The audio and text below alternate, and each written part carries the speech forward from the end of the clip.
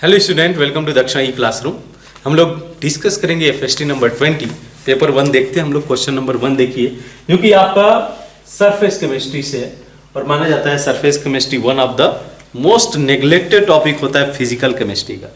But हाँ, इसमें क्या है, पूरा का पूरा थ्योरेटिकल ही है, न्यूमेरिकल बहुत कम है।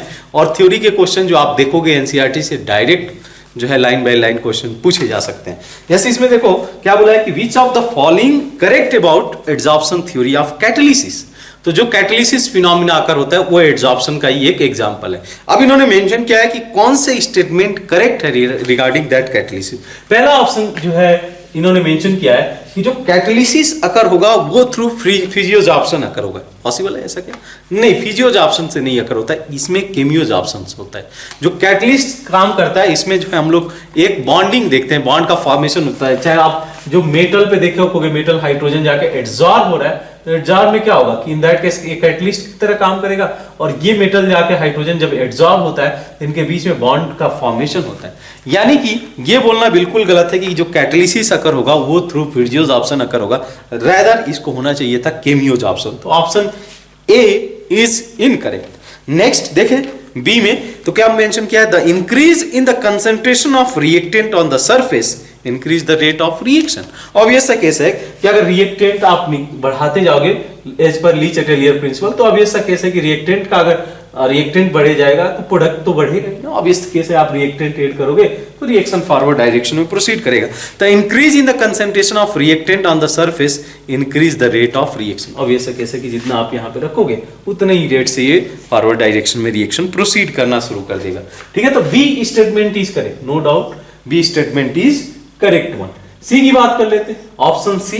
तो सी में क्या बोला है, the heat of adsorption is utilise in enhancing the rate of reaction. बिल्कुल करेक्ट है, ये जो पार्टिकुलर हीट रिलीज होगा एड्सॉर्प्शन के बाद में वो यूज किया जाएगा किसके लिए, तो इसके रेट को इंक्रीज करने के लिए। रेट और फास्टर होते जाएगा जैसे जैसे हीट यहां से रिलीज होते जाएगा। तो that means C option is also correct. ठीक है, प्रोसेस एक्सोथर्मिक होता है, ये प्रोसेस एक्सोथर्मिक होगा, और जैसे ही एक्सोथर्मिक होगा तो इन दैट केस जो हीट रिलीज होगा that is going to be use as enhancing the rate of the reaction.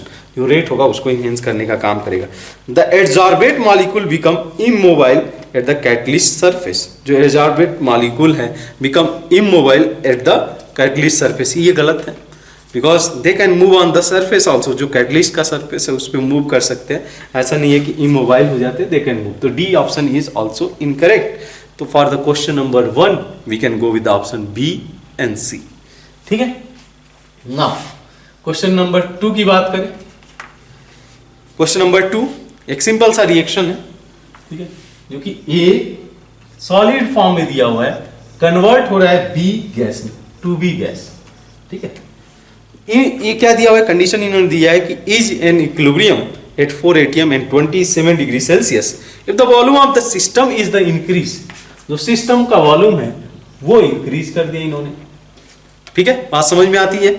अगर वॉल्यूम इंक्रीज कर दिया गया, प्रेशर इन्होंने बोला कि कांस्टेंट में रखने जा रहा हूं, प्रेशर इज कांस्टेंट, तो what about the pressure? Pressure के बारे में क्या बोला जा सकता है? They are the inversely proportional. At constant temperature P is going to decrease. अगर P डिक्रीज होगा, प्रेशर डिक्रीज होगा, तो ऑब्वियस सा केस है कि आप देख सकते हो कि अगर वॉल्यूम इंक्रीज हो रहा है तो प्रेशर डिक्रीज होगा। सिंपल सी बात है। अब केस क्या है कि यहां पे क्या बोला इन्होंने कि देखो आप ध्यान से कि जो अगर इस केस में हम लोग अगर वॉल्यूम इंक्रीज करें, वॉल्यूम अगर इंक्रीज किया जाए सोल्यूशन का, तो इसका जो पार्शियल प्रेशर है वो डिक्रीज होगा, क्योंकि यही गैस है। अगर पार्शियल प्रेशर डिक्रीज होता है तो as per Le Chatelier principle the equilibrium will shift in the forward direction. ठीक है, इक्विलिब्रियम अचीव करना चाहेगा तो ये ऑब्वियस सा केस है कि रिएक्शन फॉरवर्ड डायरेक्शन में शिफ्ट कर जाएगा। यानी कि more number of B gas is going to produce and A solid is going to consume during the reaction. तो क्या क्या हो सकता है पॉसिबिलिटी देखें। ऑप्शन ए में moles of A is going to decrease, सही बात है, ऑब्वियस सा केस है। If pressure is going to decrease, only one gaseous element is there, gaseous product is there, तो in that scenario more number of A will shift to the more number of B, यानी कि ज्यादा से ज्यादा solid ये B gas में convert होता रहेगा। तो अब ये ऐसा केस है कि if A is going to consume the concentration, or we can say the number of moles of A is going to decrease in the equilibrium and B at the same time is going to increase. Correct na?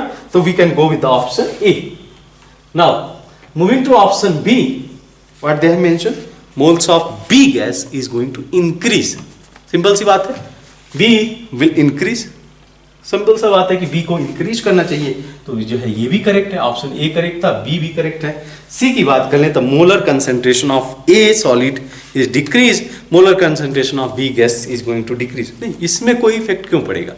Number of moles as a proportionally change हो रहा है, number of moles भी change हो रहा है, volume भी change हो रहा है. तो अब ये कैसा कि एक डिक्रीज हो रहा है, दोनों डिक्रीज ही हो रहे हैं, नंबर ऑफ मोल्स में भी चेंज जा रहा है. तो उसमें वॉल्यूम अगर कंसीडर किया जाए, एन बाई वी कंसीडर कर रहे हैं मोलर कंसंट्रेशन में, तो उस पर तो कोई इफेक्ट नहीं पड़ना चाहिए ना. क्लियर बात है. तो सी और डी बोला गया कि molar concentration of A gas is decrease, molar concentration of B gas decrease, that is not going to occur. यहाँ पे जो केसेस हम लोग देखेंगे इसके मोल्स में चेंज होगा, जो मोलर कंसंट्रेशन रहेगा वो सेम रहेगा जिस तरीके से प्रीवियस केस था. तो we can go with option A and B for the question number 2. ठीक है, आसान प्रॉब्लम है, आपको ध्यान से रखें जब अप्रोच करो ना. ऐसा नहीं कि इसमें क्वेश्चन नहीं बनने वाले हैं या चीज कॉन्सेप्ट, थोड़ा सा हम लोग को कॉन्सेप्ट यूज करना पड़ेगा. ठीक है, अगर पार्शियल मार्किंग है तो आप जो चीजें जानते हो उसको करके निकलो. ठीक है, उसको करके निकलो, अदरवाइज छोड़ दो. Partial marking something is better than nothing. ठीक है, कुछ भी अगर मार्क्स मिलते हैं, 1 मार्क्स बहुत इंपॉर्टेंट है. 1 मार्क्स से भी बहुत सारे रैंक इधर उधर हो जाएंगे, तो 1 मार्क्स भी हमारे लिए बहुत ज्यादा इंपॉर्टेंस रखता है. ठीक है, क्वेश्चन नंबर 3 की तरफ बढ़ते हैं. ठीक है, बहुत ज्यादा डिफिकल्ट नहीं है ये. क्या बोला है कि एक ए गैस है, ये गैस जो कि रिएक्शन में जा रहा है और कन्वर्ट हो जा रहा है to be gas along with C solid. C solid है, तो अब ये ऐसा केस है कि सॉलिड के ऊपर कुछ वेपर प्रेशर भी हम लोग देखेंगे. अब क्या मेंशन किया हुआ है, देखो, in evacuated vessel of 8.2 litre, they have given the volume of the vessel that is equal to 8.2 litre, 0.2 mole of A gas they have mentioned. The temperature they have mentioned that is 127 degree Celsius. 127 degree Celsius means temperature is 400 Kelvin. अब इस case में आप क्या कर सकते हो, इसका pressure निकाल सकते हो, बिकॉज पूरा का पूरा जो टर्म्स दिया है प्रेशर में दिया हुआ है. तो यूज कर लेते हैं terms PV equal to nRT, that is equal to nRT by V. आप नंबर ऑफ मोल्स इनिशियली मैं रख रहा हूं, जब रिएक्शन को स्टार्ट किया गया तो 0.2 ये हो गया 0. How much they have mention 0.82. Temperature is 400 divide by that hour volume. Volume is how much, volume is 8.2. Solve किया जा सकता है, 100 इधर जाएगा, ये आपका 0.8 ATM हो जाएगा. ठीक है, सोल्यूशन में आपका अप्रोच अलग होगा. मोल्स लेकर किया, मैं प्रेशर लेकर करता हूं, प्रेशर के थ्रू ही इसको कंप्लीट करेंगे. तो ये हो गया 0.8 ATM pressure of A gas. अब समझना इस बात को, क्या क्या और इंफॉर्मेशन दिया हुआ है. The vapour pressure of C solid is 0.1 ATM at that temperature. 127 degree Celsius पे जो वेपर प्रेशर है वो 0.1 ATM है. इसका मीनिंग ये समझना कि अगर मान लो कि इसका जो भी कंसीडर किया जाएगा, अगर मान लो कि जो भी प्रेशर बनेगा अगर 0.1 से लेस है, तब इन दैट केस वो गैसियस फॉर्म भी होगा. मीनिंग क्या हुआ कि अगर इसका जो अगर वेपर प्रेशर आ रहा है, मान लो ये डिसोसिएट हुआ, और डिसोसिएट होने के बाद जो इसके मोल्स बन रहे हैं उसके करस्पॉन्डिंग जो प्रेशर होता, अगर वो 0.1 ATM से लेस है तो उसको गैस फॉर्म में कन्वर्ट किया जाएगा. जितने भी सॉलिड होंगे वो गैसियस फॉर्म में होंगे. समझते हैं इस बात को. यहाँ पे एक और इंफॉर्मेशन दिया है, half life of reaction is 20 minute. Then the correct information, half life का भी एक जगह पे यूज आएगा, देखेंगे. ठीक है, पहले दिया हुआ है P टोटल एट इंफिनिटी. इसको पहले ट्राई करते हैं, या पहले हम लोग इंक्रीजिंग ऑर्डर में करते हैं कि पहले जब 5% डिसोसिएशन हो जाएगा ए गैस का. ठीक है, 5% डिसोसिएशन का मीनिंग क्या हुआ, इस चीज को समझा जाए. 2B गैस C सॉलिड, समझना. एज्यूम कर लो कि ये गैस कोई प्रोडक्ट फॉर्म करके दिया हुआ है, गैस एक प्रोडक्ट है, इसको समझते हैं. तो ए गैस जो कि इनिशियली 0.8 ATM प्रेशर रखा हुआ है, इनिशियली इसका 0 है, इसका 0. अब यहाँ पे 5% डिसोसिएशन करूंगा, तो 5% डिसोसिएशन के बाद ये क्या हो जाएगा, 0.8 का 5% कितना हो जाएगा, 5% कितना होगा, अब देख लो 0.04. तो ये हो गया आपका 0.04, ये हो गया 0.08. और इसको मान लो कि ये जो प्रेशर आता, अगर मान लो कि इसका प्रेशर अगर कंसीडर किया जाता है, इसको मैं क्या कर रहा हूं कि गैस की तरह ट्रीट कर ले रहा हूं, तो इसका प्रेशर क्या आता है 0.8, जो कि लेस है 0.1 से। अगर ये वैल्यू लेस है 0.1 से, तो हम लोग क्या बोल सकते हैं कि जितना भी मोल्स बना हुआ है ए सॉलिड का, वो सी सॉलिड का सॉरी, वो गैसियस फॉर्म में होगा, because the pressure of C solid is less than 0.1। तो हम लोग क्या कंसीडर कर सकते हैं, हम लोग कंसीडर कर सकते हैं कि यहां पे जो सी सॉलिड लिखा गया है, ये पूरा का पूरा वेपर फॉर्म में, सी गैस फॉर्म में। अब टोटल प्रेशर काउंट कर लो, कब, जब 5% डिसोसिएशन हो रहा है, तो P टोटल एट 5%, ये कैंसिल हो जाएगा, कैंसिल हो जाएगा, ये मैंने गलत लिखा हुआ है, ये होगा 0.04, जो कि लेस देन 0.1। तो अब ये ऐसा केस है कि सभी गैस फॉर्म में होंगे, तो P टोटल लिखा जाए कितना हो जाएगा, दोनों को जोड़ दो आप, तो 0.88। क्या है आंसर, है क्या ऐसा कुछ, यस 0.88 एटीएम, जब इसमें 5% डिसोसिएशन हो रहा है। ठीक है, नेक्स्ट बात करते हैं 10% पे काम। तो 10% पे क्या होगा, इनिशियली 0.8 है, अगर 10% लिया जाएगा तो इससे डिसोसिएट होकर कितना जाएगा 0.08, ये क्या फॉर्म कर लेगा 0.16, और ये फॉर्म कर लेगा 0.08, जो कि अभी भी लेस है 0.1 से। तो मैं क्या कंसीडर करूंगा कि पूरा का पूरा जो सॉलिड है वो गैस फॉर्म में ही है। मीनिंग मतलब थोड़ा सा अजीब बोलने में लग रहा है, मैं ये बोला हूं जितने भी सॉलिड है वो गैस फॉर्म में इवेपोरेट हो जाएंगे, जब तक कि वो वेपर प्रेशर अपना अचीव नहीं कर लेता है 0.1 वाली वैल्यू। तो अब ये कैंसिल आउट हो जाएगा, अब ये कैंसिल हो जाता है, तो P टोटल कितना होगा इस कंडीशन पे, जब 10% डिसोसिएशन हो रहा है, दैट इज इक्वल टू, ये कैंसिल हो जाएगा, ये हो जाएगा 0.96। यहां पे इन्होंने दिया है 0.98, जो कि गलत हो जाता है, ऑप्शन बी हमारा गलत हो जाता है, ऑप्शन सी करेक्ट है। ठीक है, नेक्स्ट P टोटल की बात किया गया, तो P टोटल पे देखो डिसोसिएट हो जाएगा तो ये 0 हो जाएगा। ठीक है, इन्फिनिटी पे 100% मान के चल सकते हैं, डिसोसिएशन हो जाएगा, ये फॉर्म कर लेगा 0.8। इसका प्रेशर कितना आएगा, इसको भी मैं 0.4 लिख दूं क्या, नहीं ये तो 16 होगा ना, 0.16 डबल हो जाएगा। और इसकी बात करें 1.6 सॉरी 0.1 डिसोसिएट हुआ, डबल फॉर्म करेगा, तो बी गैस हमारा 1.6 प्रेशर एटीएम रखा हुआ है। अच्छा, इसको 0.4 एटीएम ले सकते हैं क्या, नहीं। अब ये 0.1 से ज्यादा है तो मोस्टली इसका सॉलिड फॉर्म में रहेगा, तो फिर इसका प्रेशर कितना लिया जाएगा, इसका प्रेशर 0.1 एटीएम ही मैं लूंगा, जितना गैस फॉर्म में उसी को कंसीडर किया जाएगा ना। यहाँ पे 1.6, ये 1.1, ये आपको P टोटल दे देगा, कब, जब इन्फिनिटी होगा, that is equal to 1.7। Clear बात है, ये इतनी समझ में आता है। नेक्स्ट जो 1.7 दिया हुआ है answer, option A is correct, कि ए करेक्ट है। देन एक दिया हुआ है कि 20 मिनट के बाद, तो 20 मिनट के बाद जो डिसोसिएशन होगा, हाफ लाइफ टाइम है, तो इसका डिसोसिएशन 50% हो जाएगा, तो हो जाएगा 0.8 माइनस 0.4, इतना डिसोसिएशन होगा। ठीक है, यहां से जब डिसोसिएट होगा तो ये फॉर्म कर लेगा 0.8। अच्छा, इसका कितना लिया जाएगा 0.4, हाँ 0.4 लेंगे, यहाँ पे ये 0.8 था, हर जगह मैं गलत कर रहा हूँ, 0.8 लिया जाएगा, इसका 0.4 होगा ना, जो कि ग्रेटर है 0.1 से, तो मैं ये वैल्यू नहीं लूंगा, इसी को कंसीडर करूंगा। क्यों, क्योंकि उतना वेपर प्रेशर है ना, वो अचीव कर लिया तो इतना प्रेशर उसका होगा। तो नेट आप कंसीडर कर लो, इसको कंसीडर कर लो, कितना हो जाएगा ये 1.6, 0.1, 1.7 और 1.7 से जो है आप इसको माइनस कर दो 0.4 को, that is equal to P total is equal to 1.3 they have given.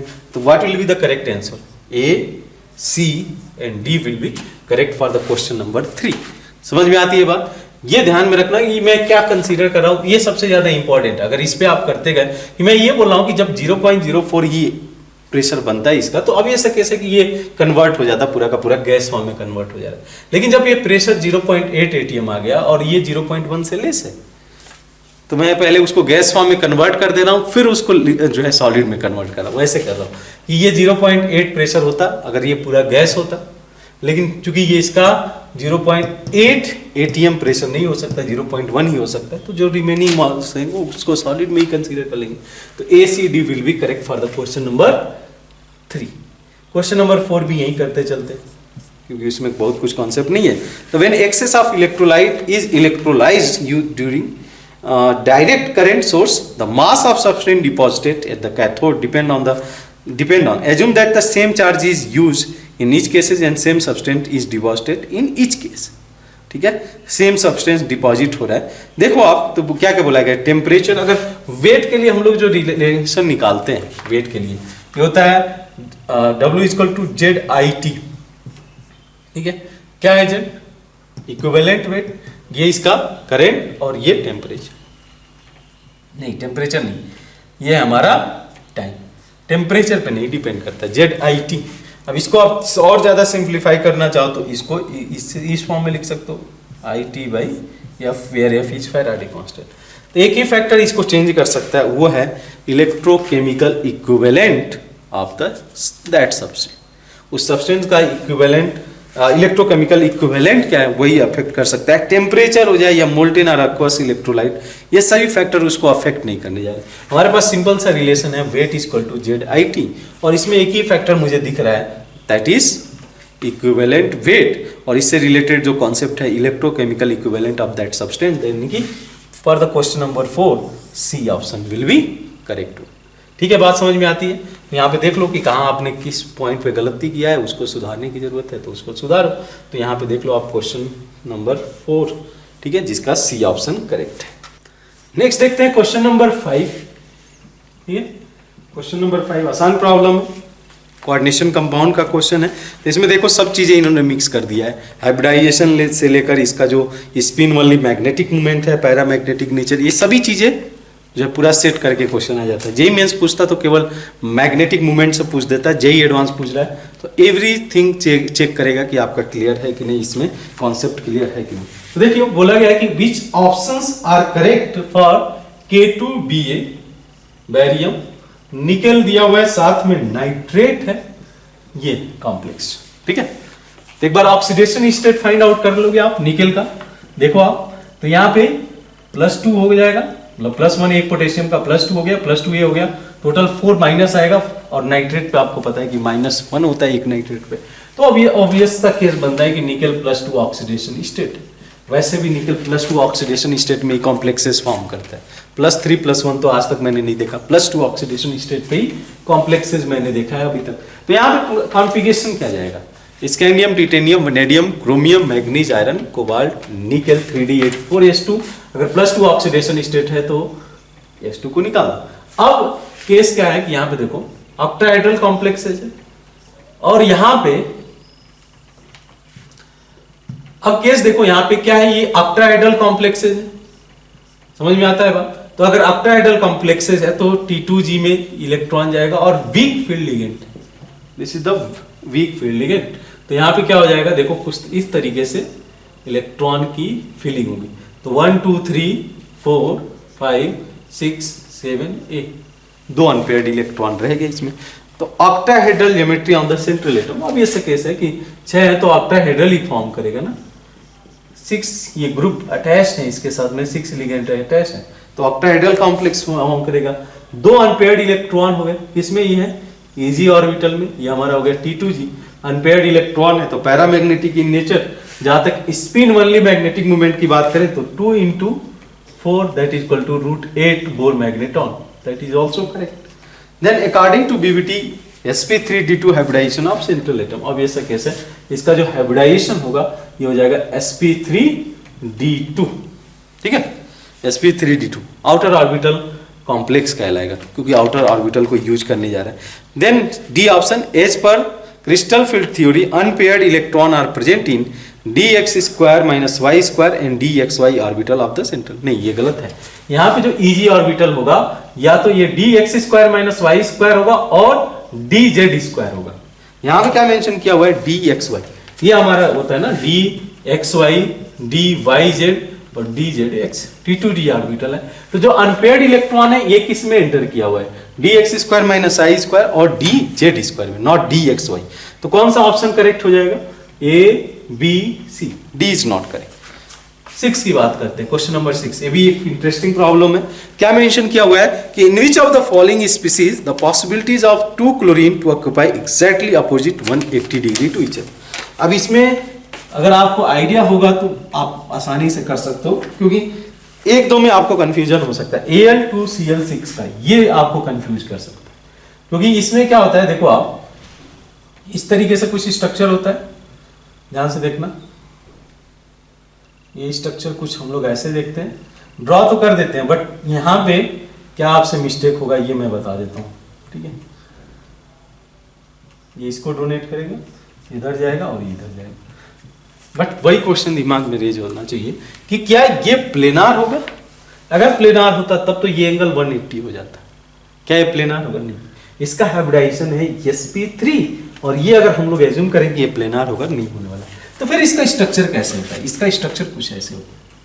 ये मान लो क्लोरीन आपके तरफ पॉइंट आउट कर रहा है, तो ये वाला क्लोरीन बैक द प्लेन हो गया। ये क्लोरीन आपके तरफ पॉइंट आउट कर रहा है, तो ये क्लोरीन बैक द प्लेन हो गया। समझ रहे हो? ये जो ग्रुप है ना, ये जो एटम है वो बोर्ड के प्लेन में लाइज कर रहा है, बट ये वाले जो ग्रुप है ये बोर्ड के परपेंडिकुलर प्लेन में। तो कैसे 180 तो नहीं हो सकते है ना उस केस में। अगर ये ऐसे परपेंडिकुलर है तो इनके बीच का जो एंगल होगा 180 तो नहीं होगा, ये 109 के क्लोज होगा, sp3 हाइब्रिडाइजेशन है, तो this can not be our answer. Then ICl4 की बात कर ले, इसका भी आप एक स्ट्रक्चर बना लो, ठीक है। माइनस है IClO4, -7 इलेक्ट्रॉन होता है, तो 7 में एक इलेक्ट्रॉन आपने ऐड कर दिया, 8 हो गया। 8 में से 4 ने बॉन्ड बना लिया और रह गए 2 लोन पेयर ऑफ इलेक्ट्रॉन। तो लोन पेयर चले गए ये एक्सियल पोजीशन पे, और क्लोरीन आपका आ गया इस इक्वेटोरियल पोजीशन पे। तो समझ में आता है ये बात, ये तो क्लोरीन होगा ही। स्क्वायर प्लेनार ज्योमेट्री रखा हुआ है, तो ये जो क्लोरीन होंगे इनके बीच में तो 180 बनेगा। बिल्कुल, B option is correct, A is not correct, B option is correct. Platinum की कॉम्प्लेक्सेस की बात करें तो इसमें तो हम लोग को जो है आइडिया बिल्कुल क्रिस्टल क्लियर होना चाहिए कि प्लेटिनम के कॉम्प्लेक्सेस किसी भी लिगेंड के साथ में स्क्वायर प्लेनार ज्योमेट्री देंगे। तो यहाँ पे हो सकता है कि क्लोरीन कुछ इस तरीके से स्ट्रक्चर लियर है, तो इसका ट्रांसफॉर्म हो जाएगा। क्लोरीन को इधर रखूंगा तो सिस फॉर्म हो जाएगा। इन्होंने मेंशन नहीं किया कि सिस रखना है या ट्रांस, तो अब ऐसा कैसे कि अगर 180 कंसीडर करना है तो we can consider transform also, तो ये एंगल 180 हो जाएगा। सिंपल सा केस है, यानी कि सी इज ऑल्सो करेक्ट। डी की बात करें तो डी में मेंशन किया हुआ है कोबाल्ट, ठीक है। ये वीक फील्ड लिगेंड है, ये पता होना चाहिए। ये तो हायर सीरीज का था, 5D सीरीज का था, इस वजह से हो गया, लेकिन ये 3D सीरीज का ही है। अब ये 3D सीरीज का है, तो इन दैट केस ये तो रहे हमारे वीक फील्ड लिगेंड, हाइब्रिडाइजेशन हो जाएगा sp3। अगर ये sp3 हो गया तो कहानी वहीं खत्म हो जाती है कि इनके बीच का जो एंगल होगा वो 180 कभी पॉसिबल नहीं है, 109 के क्लोज होगा, जो कि हम लोग कंसीडर करेंगे। और D is not going to be our correct answer. तो कौन सा आंसर है इसके लिए करेक्ट जा रहा है? बी एंड सी, ठीक है। देख सकते हो ऐसे ऐसे एनालिटिकली क्वेश्चन आपसे पूछा हुआ है, ऐसा नहीं कि बहुत टाइम टेकिंग है। आपको एनालाइज करने आना चाहिए कि कैसे क्वेश्चन को अप्रोच रखना है, ठीक है। मेमोरी रख लिए कि ये चीज ऐसे, आप दिमाग तो लगाओ, यहाँ पे sp3 हाइब्रिडाइज है, अब याद करके थोड़े जाओगे। और ये क्वेश्चन मुझे याद है अभी भी आपको केमिकल बॉन्डिंग में एक क्वेश्चन पूछा गया था, विच मॉलिक्यूलर प्लेनार, और इस क्वेश्चन को रेक्टिफाई भी किया गया था। तो अगर आप उतने इंटरेस्टेड होते तो उस क्वेश्चन से अगर सीखे होगे तो यहाँ पे करेक्ट करके आते। This is not a planar molecule, अगर आपको प्लेनार बताया गया तो वो गलत है, प्लेनार मॉलिक्यूल नहीं है भाई। नेक्स्ट आप देखो क्वेश्चन नंबर 7 की बात कर लेते हैं, ये भी आसान प्रॉब्लम है। क्या दिया हुआ है कि when the crystal of potassium chloride is heated with Mn2O3, ठीक है, मिक्स ऑक्साइड है, MnO2 होगा, और क्या हो जाएगा यहाँ पे देख सकते हो आप, MnO4 का मीन्स मिक्स ऑक्साइड है इसका। अब इस केस में इसको विथ कंसंट्रेटेड H2SO4 के साथ इसको हीट करते हैं, ठीक है। ये ऑक्सीडाइजिंग नेचर रखता है, जो हमारा ये ऑक्साइड है मैग्नीज का, थोड़ा बहुत नेचर रखता है इन द एसिडिक मीडियम, ठीक है। अब समझना इस बात में कि क्या क्या प्रोडक्ट इसमें हम लोग देखने जा रहे हैं। एक तो MnCl2 फॉर्म कर लेगा +2 ऑक्सीडेशन स्टेट में, क्लोरीन यहाँ पे Cl- है जो ऑक्सीडाइज हो जाएगा, क्लोरीन फॉर्म कर लेगा, और साथ में हम लोग देखेंगे K2SO4 अलॉन्ग विथ वाटर के मॉलिक्यूल जनरेट होंगे। अब बात करते हैं इसमें क्या क्या चीजें होंगी। तो यहाँ पे बोला गया है कि क्लोरीन इज प्रोड्यूस, बिल्कुल option A is correct, chlorine produce हो रहा है। Then it is redox reaction, बिल्कुल क्लोरीन जाके यहाँ पे ऑक्सीडाइज हुआ है और मैग्नीज का ऑक्सीडेशन स्टेट यहाँ पे रिड्यूस होगा, +2 ऑक्सीडेशन, हायर ऑक्सीडेशन स्टेट से लोअर ऑक्सीडेशन स्टेट में है। This is statement is also well valid, correct. Then C में क्या बोला है कि the resulting solution after dilution, resulting solution ध्यान रहे कि एसिडिक रहेगा, H+ अभी प्रेजेंट होंगे, after dilution by water give a buff colour precipitate with the H2S। Meaning करने का मीनिंग क्या हुआ है कि सोल्यूशन के अंदर Mn2 प्लस प्रेजेंट है, ये H2S के साथ रिएक्ट करता और ये फॉर्म कर लेता MnS। ठीक है, महाराष्ट्र नव निर्माण सेल MnS फॉर्म कर लेगा, जिसका कलर हम लोग बोलते हैं पफ कलर। पफ कलर क्या होता है? एल्विस ब्राउन कलर होता है, थोड़ा सा येलो पे ब्राउन छिड़क दो तो ये पफ कलर दे देगा। ठीक है, बट ये होगा क्या? पॉसिबल है क्या? अब यहां पे थोड़ा सा आपको सोचने वाली बात है कि ये अगर मीडियम एसिडिक रहा, जो कि है ऊपर में, अगर ये एसिडिक है तो ये नहीं फॉर्म करेगा, ये नहीं फॉर्म करने जा रहा। लेकिन अगर बेसिक आपने रखा है जैसे अमोनियम हाइड्रोक्साइड, तब ये फॉर्मेशन करेगा। आप बोलोगे ऐसा क्यों से? ली चटेलियर प्रिंसिपल, अगर आपने H2S लिया हुआ है, डिसोसिएट होकर H+ और सल्फाइड में फॉर्म करेगा, तो अगर बेसिक मीडियम आपने रखा हुआ है तब तो ये ज्यादा से ज्यादा सल्फाइड जनरेट करेगा ना। नहीं समझिए आप बात को, H2S डिसोसिएट होके H+ और H2 माइनस में कन्वर्ट हो। अब ये अगर मान लो आपने बेसिक मीडियम रखा है जिसमें OH माइनस है, अगर ये कंज्यूम होकर H2O फॉर्म करेगा तो रिएक्शन फॉरवर्ड डायरेक्शन में शिफ्ट करेगा कि नहीं, और ज्यादा से ज्यादा सल्फाइड जनरेट करेगा। अगर ज्यादा सल्फाइड जनरेट होगा तभी तो ये MnS फॉर्म कर सकता है जिसका बफ कलर होगा। अगर अभी सोल्यूशन में क्या scenario, current scenario, this is going to be acidic in the nature. अगर ये एसिडिक है तो how we can observe the buff colour? ये नहीं ऑब्जर्व किया जा सकता एसिडिक सोल्यूशन में। C is not correct. यहां पे बोला गया था कि सोल्यूशन को पहले एल्कालिन किया गया और उसके बाद उसमें हम लोग जब H2S पास कर रहे हैं तो बफ कलर प्रेसिपिटेट देखने को मिलेगा, तब ये पॉसिबल है। एसिडिक मीडियम में नहीं देखोगे आप। देन डी की बात कर ले। डी में बोला है कि resulting mixture after dilution by the water give precipitate with the excess KOH। सही बात है, ये जो है Mn2 प्लस KOH के साथ रिएक्ट करेगा। अगर एक्सेस अमाउंट हम लोग रख रहे हैं तो ये बना लेगा मैग्नीशियम, सॉरी मैग्नीशियम मैं बोल रहा हूँ, मैग्नीज हाइड्रोक्साइड, जो कि पर्पल यानी कि पिंक कलर का प्रेसिपिटेट फॉर्म करेगा। बात सही है? तो डी ऑप्शन इज करेक्ट। बी हम लोग का A, B, D ये तीन ऑप्शन करेक्ट है for the question number 7। Next देखते हैं क्वेश्चन नंबर 8। ठीक है, इसमें बोला है कि विच of the following reaction will give aromatic product. Similar type का क्वेश्चन आपको JEE एडवांस 2019 में मिला था और बहुत ही सिंपल सा क्वेश्चन था। बहुत एक बार जाके देखना, आपने PYP दिया लास्ट अभी कुछ दिन पहले, तो वहां पे आपको देखा होगा, ऐसे क्वेश्चन देखे होंगे कि in which case we can observe aromatic compound. ठीक है, तब बात करते हैं 1 by 1 केसेस कंसीडर करते हैं। देखो आप, पहले इन्होंने दिया हुआ है, इसको हम लोग बोलते हैं थैलाल्डिहाइड। ठीक है, थैलिक एसिड का एल्डिहाइडिक फॉर्म, यहाँ पे OH होता तो इसको थैलिक एसिड बोला जाता। यहाँ इसको रिएक्शन कराया इन्होंने हाइड्रोजन के साथ। ठीक है, आपको देखते ही लग जाना चाहिए कि ये न्यूक्लियोफाइल है, ये इलेक्ट्रोफिलिक सेंटर है, इस पे अटैक करेगा। H+ दिया गया है जो कि इसको प्रोटोनेट करेगा और हीट दे दिया गया है तो वाटर मॉलिक्यूल वहां से एलिमिनेट कर जाएगा। सिमिलरली इस नाइट्रोजन के साथ में भी सेम कहानी होगी और जो फाइनल प्रोडक्ट आपको देखने को मिलेगा ये कुछ इस तरीके से होगा। ठीक है, नाइट्रोजन, ठीक है, यहाँ पे NH, ये रहा आपका डबल बॉन्ड। डबल बॉन्ड क्यों आ रहा है? बिकॉज ये जो ग्रुप है ये हीट करने पे डिहाइड्रेशन अकर हुआ, देख सकते हो। तो ये तो एरोमेटिक है ही ना, this is aromatic only, it is aromatic only. Option A is correct. B की बात कर ले तो बी भी वेल फेमस कंपाउंड है। ठीक है, कुछ इस तरीके से यहाँ पे है एक ring, 3 member ring, 3 member ring. ठीक है, यहाँ पे Cl ग्रुप अटैच्ड है, इसके साथ SbCl5 का यूज किया गया। तो SbCl5 क्या करेगा, यहां से इस Cl माइनस को एक्सट्रैक्ट कर लेगा। इसकी बहुत ज्यादा एफिनिटी होती है Cl माइनस को। बट अब क्वेश्चन ये होता है कि ये क्यों भला Cl माइनस को देगा, क्योंकि जैसे ही Cl माइनस यहाँ से जाएगा पॉजिटिव चार्ज जनरेट होगा, जो कि आपको मिलेगा यहाँ पे कार्बोकैटायन जो भी बन रहा है, यहाँ पे एक एरोमेटिक कंपाउंड बन रहा है लाइक दिस। ठीक है, अब किसको स्टेबिलिटी पसंद नहीं, किसको IIT जाना पसंद नहीं। ठीक है, ये भी करेगा। इसने क्लोरीन को लूज कर दिया, ये कन्वर्ट हो गया SbCl6 माइनस के फॉर्म में निकल आएगा। ठीक है, इस फॉर्म में निकल आएगा। तो यहाँ पे देख सकते हो this system is also aromatic, this system is also aromatic. Then next देख लो आप, सी ऑप्शन की बात कर लेते हैं।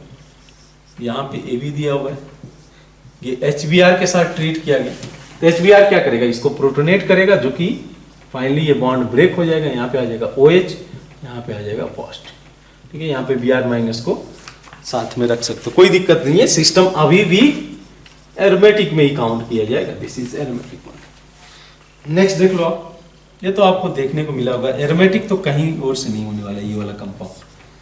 ये आपने देखा होगा कहाँ पे, ये आपने देखा होगा नायलॉन 6 के प्रिपरेशन में, यहाँ से H2 और यहाँ से ऑक्सीजन निकल आएगा, ये फॉर्म कर लेगा हाइड्रोक्सिल अमीन, हाइड्रोक्सिल अमीन। अब इसको जब हम लोग ट्रीट करते हैं H+ के प्रेजेंस में, ये तो हो गया रिएक्शन H+ के प्रेजेंस में, तो इन दैट केस इसमें ये फॉर्म करता है कैप्रोलैक्टम। एक बार स्ट्रक्चर देख लो, 7 मेंबर रिंग का फॉर्मेशन करता है ऐसा कुछ इस तरीके से, इसको बोलते हैं कैप्रोलैक्टम, जो कि यूज किया जाता है, इसके लिए यूज किया जाता है कैप्रोलैक्टम, ये यूज किया जाता है for the preparation of nylon 6, this is our caprolactam. अब यहाँ पे देखो कहीं से भी एरोमेटिक सिस्टम दिख रहा है क्या, नहीं दिख रहा है, नॉट एरोमेटिक सिस्टम, तो कौन सा करेक्ट हो जाएगा इसमें, option A, B, C will be correct option. Question number 9 की बात करते हैं। क्वेश्चन नंबर 9 में किस तरीके से क्वेश्चन रखे हुए हैं देखिए आप, तो बोला गया कि identify the reaction give ketone product, हमारा कीटोन प्रोडक्ट आना चाहिए। पहला केस देखो, ठीक है, भागना नहीं है, रिएक्शन देखकर ऐसे भागना नहीं है, कि थोड़ा सा भी, अगर इसकी खासियत ये है कि थोड़ा भी मॉडिफाइड करके दे दे ऑर्गेनिक में रिएक्शन, हम लोग ट्राई कर सकते हैं कि किस तरीके से अप्रोच इसमें जाना चाहिए, ठीक है। थोड़ा सा इसको ट्राई करते हैं। BF3 दिया हुआ है, तो BF3 का रोल क्या होगा, इस चीज को समझना आप।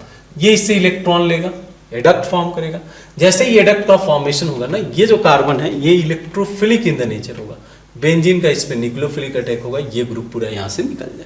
पूरा मैंने एक स्टेप में ही इसको दिखा दिया। तो ओवरऑल क्या देखोगे, ये देखोगे कि ये जो ग्रुप है, यहाँ से कार्बन जुड़ा हुआ है, एक R ग्रुप जुड़ा हुआ है, यहाँ से OET ग्रुप जुड़ा हुआ है, OET, ये कहीं जाना पहचाना मॉलिक्यूल लग रहा है, ये हमारा है एसिटल, और एसिटल को अगर आप हाइड्रोलिसिस कर दो तो यहाँ से ये ET ग्रुप निकल आ जाएगा, फाइनली ये कन्वर्ट हो जाएगा इस वाले कंपाउंड में, बिल्कुल दिस इज आवर कीटोन।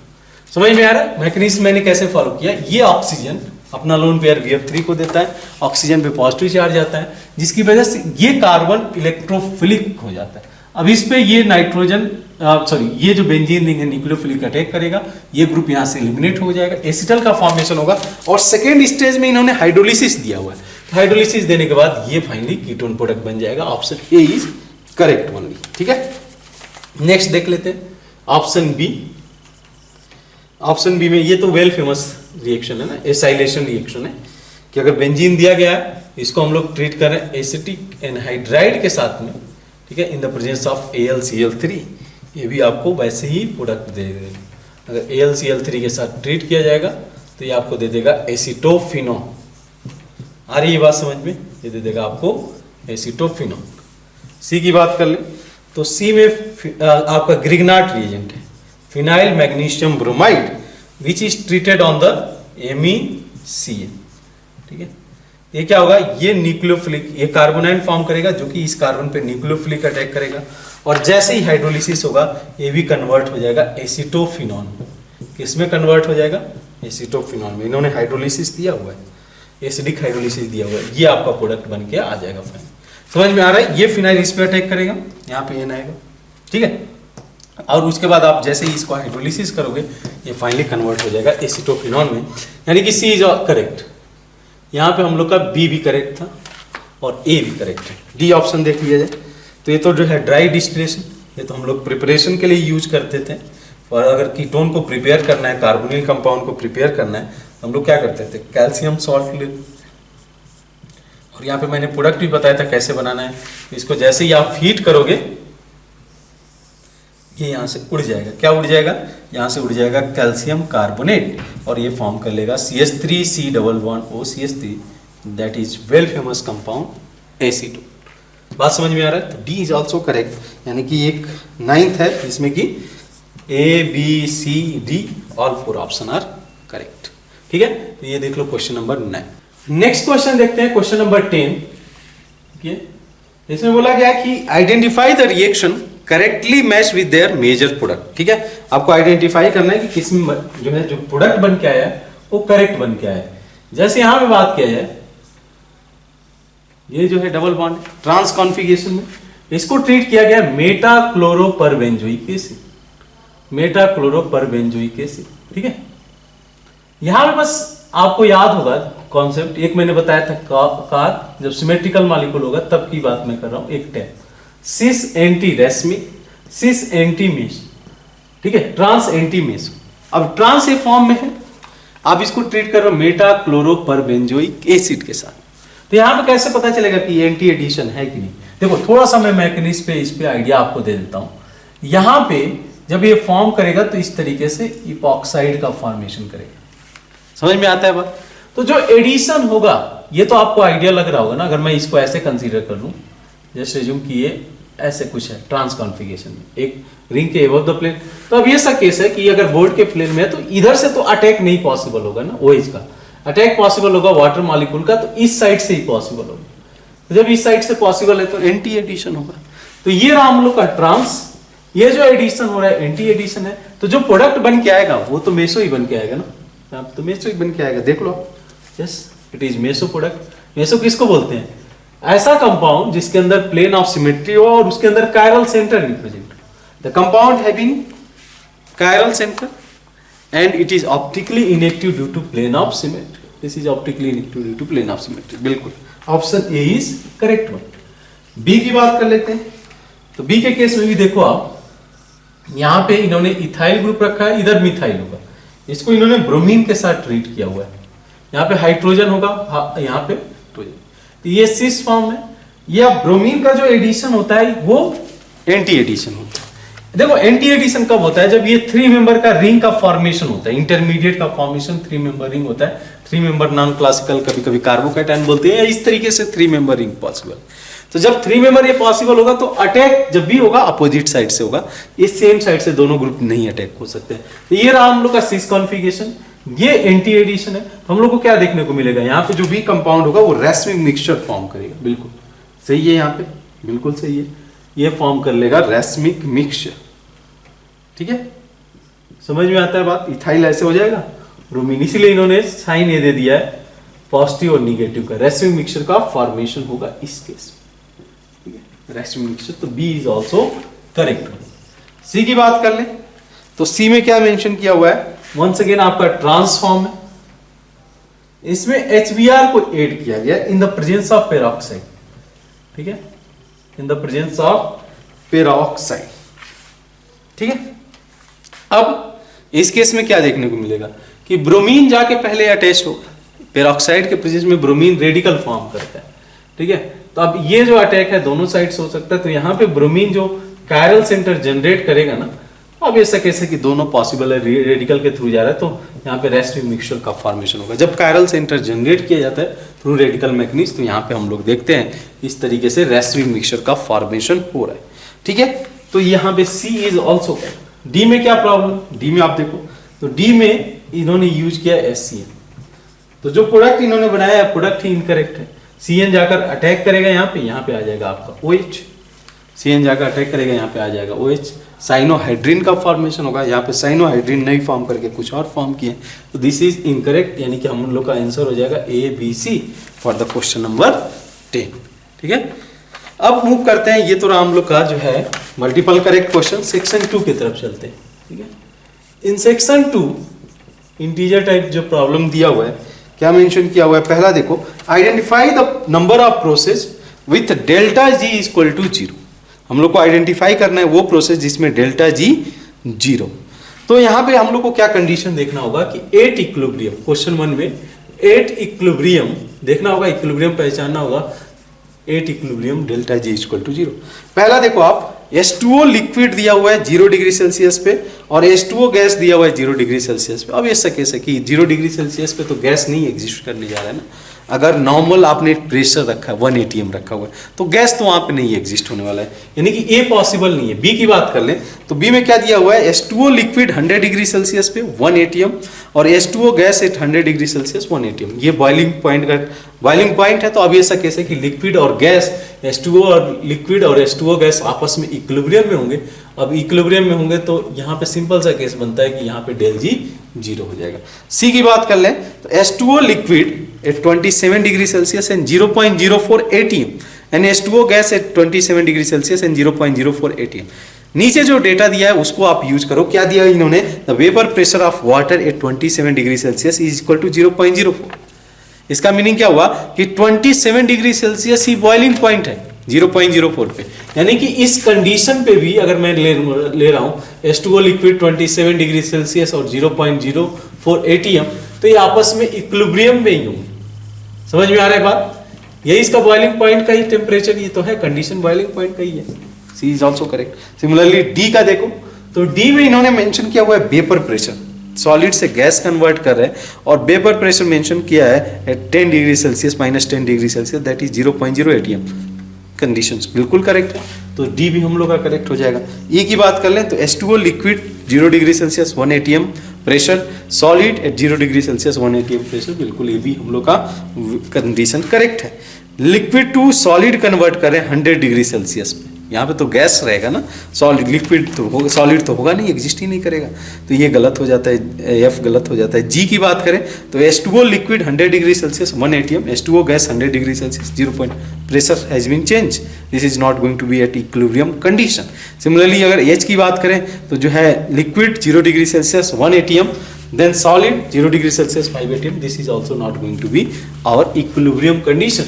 तो यही 4 निकल के आएंगे जहां पे इक्विलिब्रियम कंडीशन अचीव किया जा रहा है। अगर इक्विलिब्रियम कंडीशन अचीव किया जा रहा है तो यहाँ पे बोला जा सकता है कि डेल जी जो कि गिब्स फ्री एनर्जी चेंज है that is going to be 0, that is going to be 0। Next देखते हैं क्वेश्चन नंबर 2।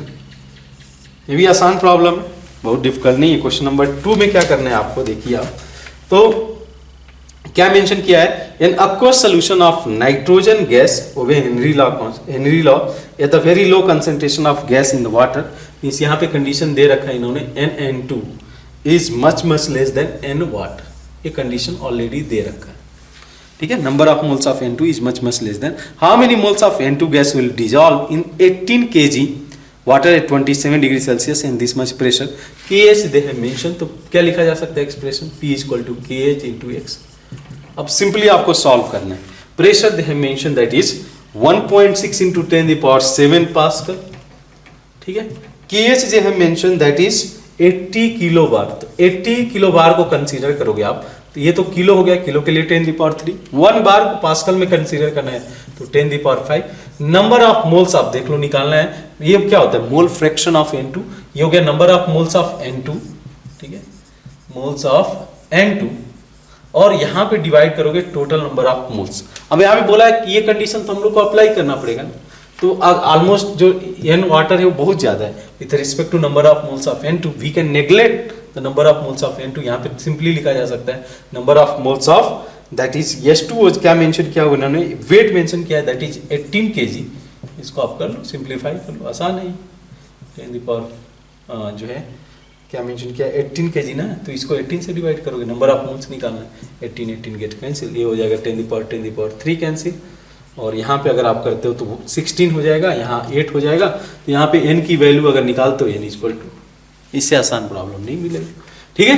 बात समझ में आता है। थर्ड देख लेते हैं, थर्ड भी आसान। In the diamond crystal the ratio of number of carbon atom per unit cell and the number of carbon carbon bond per carbon atom, ठीक है। इसको समझने के लिए थोड़ा सा ये आपको आना चाहिए कि किस टाइप का ये क्रिस्टल होता है, किस टाइप का ये सॉलिड क्रिस्टल होगा। तो यहाँ पे बोलते हैं कि मान लो टेट्राहेड्रल वाइड है ना, जैसे इसका जो स्ट्रक्चर मानते हैं डायमंड, ये FCC टाइप का लिया होता है।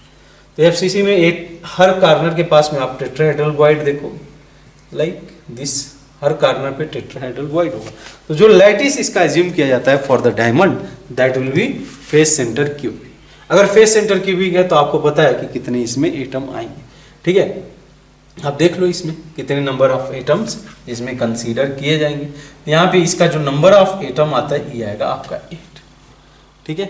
यहाँ पे नंबर ऑफ एटम आएगा 8, ठीक है। बात समझ में आती है। अब इसका एक बार स्ट्रक्चर आप देख सकते हो, सामने स्ट्रक्चर किस तरीके से दिया हुआ है ये आप देख सकते हो, ठीक है। तो ये हो गया number of atom per unit cell carbon atom per unit से। एक बार ये क्लियर स्ट्रक्चर आप सामने देख लो। और नेक्स्ट दिया हुआ है कि डिवाइड करना है हम लोग को carbon carbon bond per carbon atom, ये कितने कार्बन कार्बन बॉन्ड है, तो number of carbon carbon bond भी काउंट कर लो और नंबर ऑफ कार्बन एटम जो है काउंट कर लो, उसको डिवाइड कर लो, तो carbon carbon bond per unit cell आ जाएगा 2, यानी कि 8/2 that will give how much 4। एक बार स्ट्रक्चर आप क्लियरली देख लो कि कितने पर यूनिट आ रहे हैं, एफसीसी लैटिस लिया रहेगा और साथ में हम लोग मेंशन कर रहे हैं कि 2 carbon carbon bond per carbon atom present है, तो यहाँ पे आपका आंसर हो जाएगा क्लियरली थर्ड के केस में 4 will be correct answer. Next देखते हैं क्वेश्चन नंबर 4। क्वेश्चन नंबर 4 क्या दिया है, वंडरवाल गैस इक्वेशन में भी एक्सप्रेस, आप एक्सप्रेशन पहले भी देखे होंगे, ठीक है, V/Vm C/Vm स्क्वायर, ऐसे ही इंफिनिटी तक चलते जाएगा। तो जेड को इस फॉर्म में एक्सप्रेस किया जा सकता है। इस डिराइव कहां से हुआ है, तो बेसिकली जो हम लोग का रियल गैस इक्वेशन होता है ना, A/Vm square V equal to R, यही होता है। यहां से इसको आप डिराइव कर सकते हो, अगर याद है तो ठीक है, अदरवाइज इसको डिराइव करना भी बहुत ज्यादा डिफिकल्ट नहीं। कैसे मैं डिराइव कर रहा हूं एक बार आप देखना, Vm स्क्वायर इसको मैं लिख सकता हूं RT divide by Vm minus V, correct वाली ना। अब इस क्या करो आप, इसमें Vm से इसको मल्टीप्लाई करो, तो हो जाएगा PVm A/Vm, ये हो जाएगा RT, इसको मैं Vm को नीचे लेते आता हूं तो ये हो जाएगा 1/V/Vm। अब इस RT को आप नीचे लेते आओ, इस वाले को, तो जो है PVm बाई RT जो कि Z की वैल्यू है, ये हो जाएगा A/Vm RT, ठीक है। और यहां से अगर हम लोग कंसीडर करें तो ये हो जाएगा 1/V/Vm, ठीक है। ये बहुत कम होगा, हम लोग इसको 1 - 1/x के फॉर्म में लिख सकते हैं, तो इसको एक्सपेंड किया जा सकता है 1 + x that is equal to V/Vm, वैसे ही V square by Vm square, और यहां पे आगे चलते जाएगा। हम लोग को सेकेंड डिग्री तक ही एक्सप्रेशन चाहिए। इस वाले टर्म्स को इधर लेते आओ, ये हमारा हो जाएगा z, और z को अगर यहां पे रख दिया जाए तो इसको मैं रख सकता हूं V - A/RT, और इसको हम लोग लिख सकते हैं 1/V, ठीक है। Similarly V square by Vm square, आगे यहां पे क्यूब वाला क्वाड्रेटिक बाई क्वाड्रेटिक वाला वो टर्म्स आते जाएगा, ठीक है, फोर्थ रूट वाला। तो यहां पे सिंपल सा केस है, देखो C की वैल्यू है, हम लोग अगर इससे रिलेट करें तो C = V स्क्वायर, ठीक है। तो C की वैल्यू इन्होंने मेंशन किया है 4 × 10⁻⁻4, तो ये हो जाएगा 2 × 10⁻²। ये हम लोग को नहीं कैलकुलेट करना है, हम लोग को कैलकुलेट करना है A, तो इसके लिए इसका हेल्प लेना पड़ेगा। तो हम लोग को पता है कि V की जो वैल्यू है ना, वो B - A/RT, A की वैल्यू चाहिए। तो यहाँ पे B की वैल्यू क्या मेंशन किया हुआ है इन्होंने, -0.105, इसको आप यहाँ पे रख दो, यहाँ पे वैल्यू इसको लेते आओ, तो यहाँ पे आ जाएगा आपका A/RT that is equal to B की जो वैल्यू है हम लोग निकाल दिए 0.02, इसको लिखा जा सकता है, अगर आप इसको इधर लेके आते हो तो अब ये सके से इसको लिखा जा सकता है क्या, 0.125, ठीक है। तो A की वैल्यू क्या हो जाएगी 0.125, R जो कि हमारा है मेंशन किया हुआ है 0.8, और यहाँ पे टेम्परेचर है दैट इज 400। इसको आप कैलकुलेट कर सकते हो, आई थिंक सिंपल सा कैलकुलेशन है, ये 1000 हो जाएगा, यहां से ये वैल्यू दे देगा 4 will be correct answer for the question number 4, ठीक है। नेक्स्ट देखते हैं क्वेश्चन नंबर 5। क्या पूछा गया है कि find the number of reaction in which SO2 gas is produce, ठीक है। रिएक्शन देखना पड़ेगा आपको, किसमें SO2 गैस प्रोड्यूस किया जा सकता है। हीटिंग FeSO4.7H2, तो क्या होगा इनिशियली जैसे आप हीट करोगे तो ये वाटर मॉलिक्यूल यहां से हट जाएगा, पहला स्टेज ये होगा। लेकिन फर्दर अगर आप इसको हीट करते हो FeSO4 को, तो यहां से Fe2O3 निकल आएगा और साथ में SO2 गैस जनरेट करेगा। We can consider this one, ठीक है, पहला कंसीडर किया जा सकता है। देन बोला गया है कि रोस्टिंग ऑफ फुल्स गोल्ड, फुल्स गोल्ड क्या होता है, FeS2 होता है, ठीक है। अगर इसको रोस्टिंग करते हो ऑक्सीजन के प्रेजेंस में इसको हीट करोगे तो यह ऑब्वियस केस है कि आपको Fe2O3 दे देगा, साथ में SO2 गैस रिलीज करेगा। This is also our correct. Then heating Cu2O along with चारकोसाइड, क्या होता है चारकोसाइड, ये होता है Cu2S, इसको अगर आप हीट करते हो, ठीक है, अब इस केस है कि यहाँ पे सेल्फ रिडक्शन में जाता है, कॉपर जनरेट कर देता है, साथ में SO2 गैस जनरेट कर देता है, ये भी करेक्ट ये हमारा, ठीक है। कॉपर का डाइल्यूट SO4 के साथ में H2SO4 नो रिएक्शन, यहां पे कोई भी डाइल्यूट के साथ में कोई रिएक्शन नहीं होगा, अगर रिएक्शन ही नहीं होगा तो SO2 के बारे में सोचा ही नहीं जा सकता। तो this can not be our correct answer. ठीक है, 3 हुए, ध्यान रहे आपको। नेक्स्ट, कंसंट्रेटेड H2SO4 के साथ में बिल्कुल रिएक्शन में जाएगा। कंसंट्रेटेड लिया गया तो कॉपर सल्फेट फॉर्म करेगा। ठीक है, कॉपर सल्फेट फॉर्म करेगा along with SO2 gas release करेगा। ठीक है, तो this is our correct answer. ठीक है, washing soda that is sodium carbonate, इसको हम लोग ट्रीट कर रहे हैं H2SO4 के साथ में। हम लोग को पता है कि ये एक स्ट्रॉन्ग एसिड है, वीक एसिड को उससे सॉल्ट से रिप्लेस कर देगा, तो ये बना लेगा Na2SO4 along with H2CO3 जो कि डिसोसिएट होकर CO2 प्लस H2O बना लेगा। तो हम लोग को पता है कि यहाँ पे तो SO2 गैस नहीं आ रहा है, इस केस में CO2 गैस रिलीज हो रहा है। This also can not be our correct option. ठीक है, next, hypo solution that is Na2H2O3। ठीक है, hypo solution is treated with dilute HCl। यहाँ पे रिएक्शन होगा, यहाँ पे रिएक्शन गैस जनरेट करेगा SO2 along with सल्फर भी जनरेट करेगा, और भी प्रोडक्ट आएंगे, NaCl वगैरह प्रोडक्ट आएंगे, बट यहाँ पे भी SO2 गैस देखने को मिलेगा। तो this also can be our correct answer. ठीक है, तो 1 2 3 4 5। अब लास्ट एक केस है कि फास्फोरस जो कि P4 को अगर आप ट्रीट करते हो SO2Cl2 के साथ में, तो ये बनाएगा PCl5। रिएक्शन आप बैलेंस करना, साथ में जनरेट कर देगा SO2। ठीक है, अब एक बार बैलेंस देख लेना, SO2 के साथ में भी SO3 किसी केसेस में जनरेट करेगा। ठीक है, बट यहाँ पे SO2 गैस रिलीज हो रहा है। This also is going to be our correct answer. तो 1 2 3 4 5 6, तो 6 इज the cases where we can get SO2 gas. ठीक है, तो 6 will be correct answer for the question number 5। Next देखते हैं क्वेश्चन नंबर 6। ठीक है, क्वेश्चन नंबर 6 क्या दिया हुआ है? The number of OH bond in H2O। इससे आसान अब प्रॉब्लम नहीं मिलेगा। H2O हो गया ये, और H2O2। H2O2 का स्ट्रक्चर तो पता है, ओपन बुक स्ट्रक्चर होता है, सेम प्लेन में नहीं लाइज करते हैं सभी एटम, ओपन बुक स्ट्रक्चर होता है। क्या मेंशन किया गया है?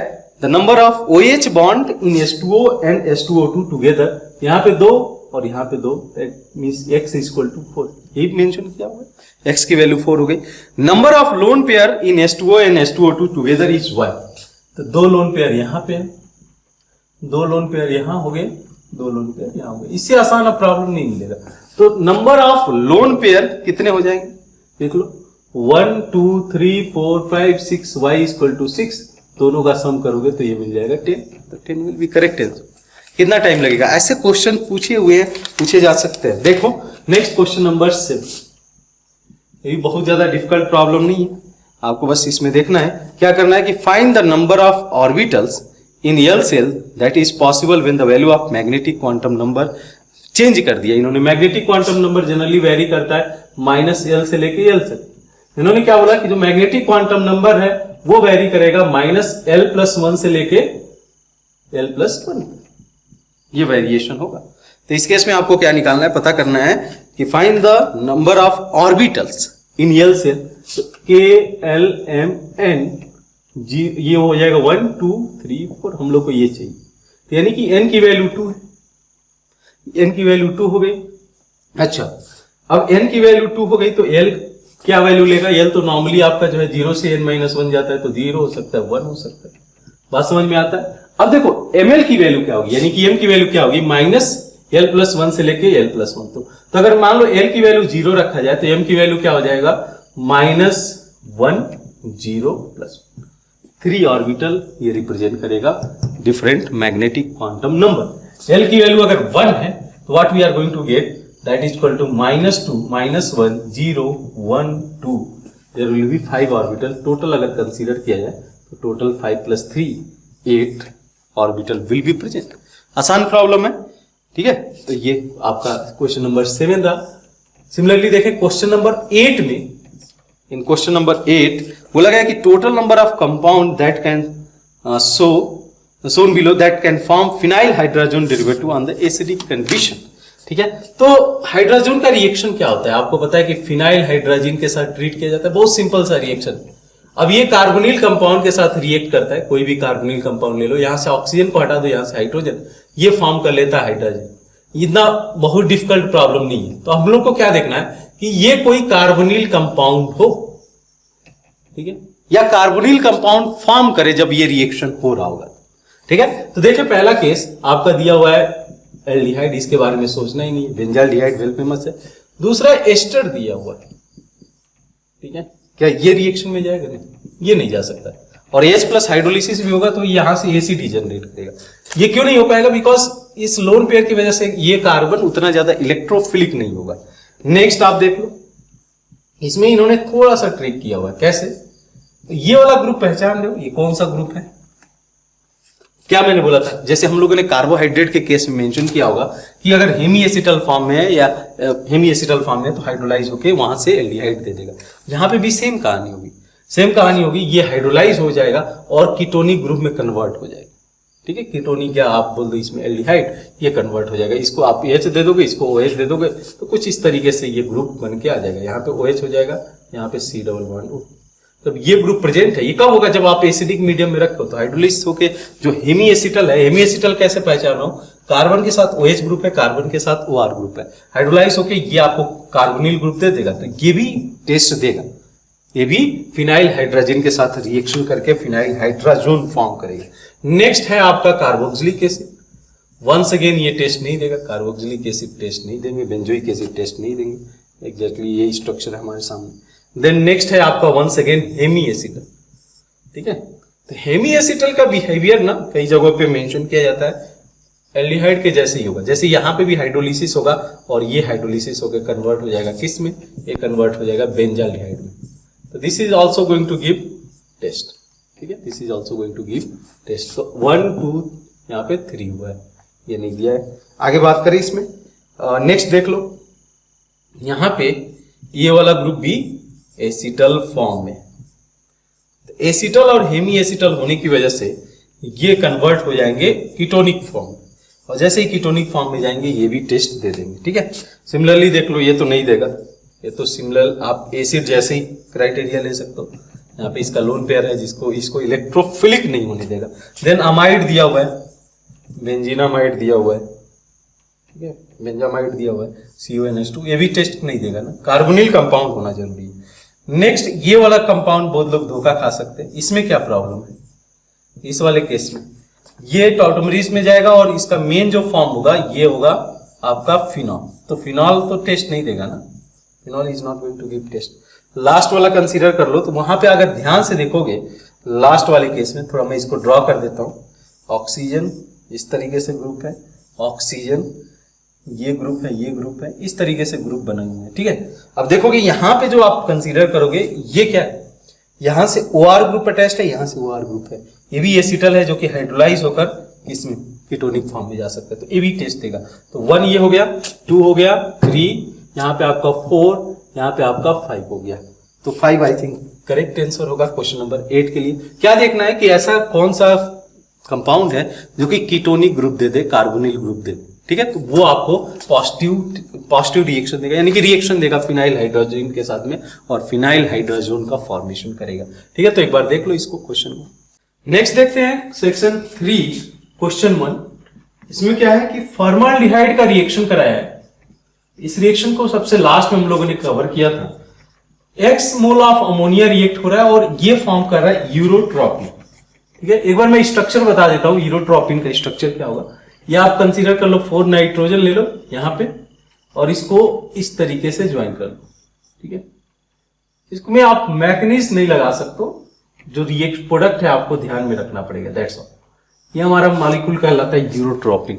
इसका यूज एक मेनली है यूजेस इन जो यूरिनल ट्रैक्ट होता है उसको ट्रीट करने के लिए यूज किया जाता है। जो यूरोट्रोपिन है वो यूरिनल ट्रैक्ट को ट्रीट करने के लिए यूज किया जाता है। ये जो मॉलिक्यूल है यूरोट्रोपिन है, तो यहां पे क्या होता है कि आपका जो अमोनिया रिएक्ट करता है वो होता है 4 मोल्स ऑफ अमोनिया रिएक्ट होता है, एक्स की वैल्यू 4 है। तो डायरेक्ट जो है फैक्चुअल प्रॉब्लम है, मेमोरी बेस्ड प्रॉब्लम है, ठीक है। नेक्स्ट जो है हमारा अच्छा प्रॉब्लम है, ठीक है। क्या बोला है? Formation of P is known as Tollens reaction. शायद हम लोगों ने रिएक्शन का नाम नहीं सुना है, जरूरी भी नहीं है। यहाँ पे अगर प्रोडक्ट बनाना चाह रहे हो तो इजीली बनाया जा सकता है। इसमें identify the total number of stereoisomer for Q. देखते हैं इसमें क्या दिया हुआ है। इन्होंने पहला स्टेज रिएक्शन दिया हुआ है, जो पी का फॉर्मेशन है वो पहले देख लेते हैं, जिसको हम लोगों ने टॉलेंस रिएक्शन बोला है, ठीक है। SCOH के साथ में रिएक्ट कराया हुआ है, 3 मोल्स रिएक्शन में गए हैं NaOH के प्रेजेंस में और इसको हीट किया गया, ठीक है। अब P देखते हैं क्या बन के आएगा। देन Q, और Q का नंबर ऑफ स्टीरियो आइसोमर्स पूछा गया। तो इस केस में क्या होगा, ये जो बेस है OH माइनस इस प्रोटॉन को एब्स्ट्रैक्ट करेगा। एक बार आप रिएक्शन देख लो किस तरीके से रिएक्शन हो रहा है CHO। यहाँ पे क्या होगा कि आपका जो है फॉर्माल्डिहाइड है, ये जाके इस पे न्यूक्लियोफिलिक अटैक कर देगा, यहाँ से ये प्रोटॉन एक्सेप्ट करेगा और फाइनली जो है आप देखोगे कि ये इस फॉर्म में आ जाएगा। ठीक है, यहाँ से आ जाएगा CH3, ये हो जाएगा आपका CH, ये O माइनस, ठीक है, और यहाँ पे आपका CHO ही रहेगा, यहाँ पे आ जाएगा आपका CH2O, ठीक है, O माइनस C रख देते, कोई दिक्कत नहीं। ठीक है, बात समझ में आती है। ये इस पे जाके अटैक कर दिए, यहाँ तो ऑक्सीजन नहीं है ना, इसमें ऑक्सीजन नहीं। वंस अगेन ये बेस क्या करेगा, वंस अगेन ये प्रोटॉन एक्सट्रैक्ट करेगा, एसिडिक हाइड्रोजन है, इसको क्या करता हूं मैं, प्रोटॉन H प्लस दे देता हूं, सोल्यूशन से ले लेगा CH, अगर प्रोटॉन एक्सट्रैक्ट करता है तो ये आ जाएगा ग्रुप CH2OH, और यहाँ पे आ जाएगा आपका CH। ठीक है, अब ये अनदर जो फॉर्माल्डिहाइड ग्रुप है, इसको मैं इधर दिखा दूं, अनदर जो फॉर्माल्डिहाइड ग्रुप है उसके साथ रिएक्शन में जाएगा कुछ इस तरीके से। ये दूसरा मॉलिक्यूल रिएक्ट होगा, टोटल 3 रिएक्शन में जा रहे हैं, तो ये अटैक होगा तो ये कुछ प्रोडक्ट ऐसे बना लेगा CH3, यहां से आ जाएगा CH2OH, और यहाँ पे हो जाएगा CH। तो अभी तक 2 मोल्स कंज्यूम हुए हैं। ठीक है, मैंने H प्लस दे दिया, इसको प्रोटॉन एक्सेप्ट करा दिया फ्रॉम द सोल्यूशन। अब उसके बाद क्या होगा, एक और मोल रिएक्शन में जाएगा।